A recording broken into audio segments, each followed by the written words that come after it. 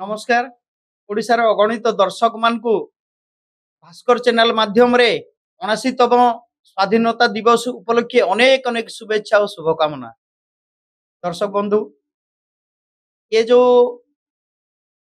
Bhaskar channel रो अनन्य प्रयास माँ तुझे सलाम, ये एक अभिन्न प्रयास जोटा कि आमर माँ मातृकार सेवक जो माने रहउचंती आमर भारत रो वीर जवान माने तांको उद्देश्य रे एटा समर्पित एवं एई भलिया प्रयास को मु एवं अगणित जेतिक भी दर्शक अछंती समस्ते साधुवाद जणेबे एवं मु एई भलिया प्रयास को भास्कर चैनल रो सलाम करूची एवं एई भलिया प्रयास जारी रहू जा फल रे कि आमर भारत मातार अनेक सुपुत्र मनोबल दृढ़ हेबो एवं माँ मातृकार सेवा करिबा पई सेमाने मध्य आकु बढ़िबे।